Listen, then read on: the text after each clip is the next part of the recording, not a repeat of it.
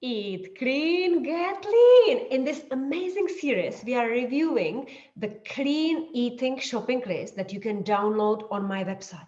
But when you download it, you don't know what to do with it. So here I break it down into each section and I give you my tips and tricks on how to utilize it and especially why did I put it on the shopping list. So as a nutritionist, of course, I eat clean food. But clean food doesn't mean it has to be boring. And that's why in the section of sauces and condiments, I break down for you why you don't have to avoid balsamic vinegar or curry paste because it's actually clean.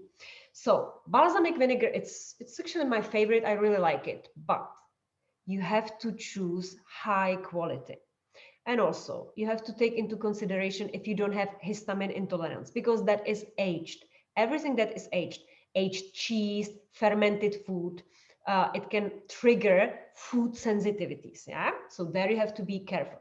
So we talk about absolutely healthy individuals that are not suffering with bloating, don't have any allergies, don't suffer with migraines. Those ones can easily add balsamic vinegar into their cupboard. Dijon mustard, fantastic. It's just a mustard seed. It actually helps to speed up the burning of the calories, and it has this thermogenic effect.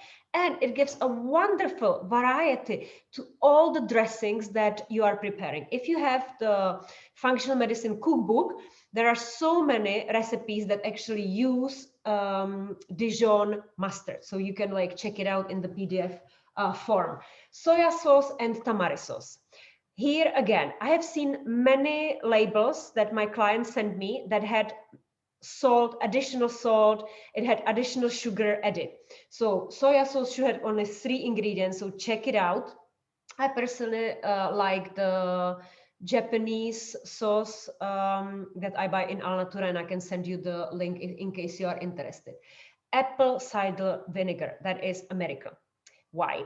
Because it's increasing the insulin sensitivity, and many of us have suffer with insulin resistance. And how do you know if you have insulin resistance? That's that basically you eat the food and you feel tired after the food and you actually still feel hungry. So you go and you eat another food, even though you have eaten 1 hour before. You never feel full and satisfied, and you never get energy out of the meal that you ate. So this can be one of the signs of the insulin resistance. And if you want to reverse it and improve the insulin sensitivity, apple cider vinegar can help you.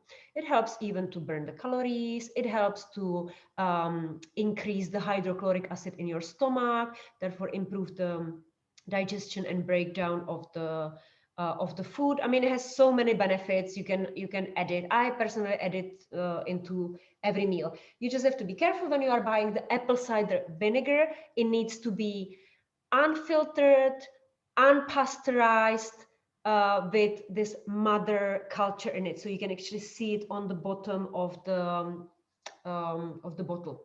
Tahini paste, I absolutely love tahini paste.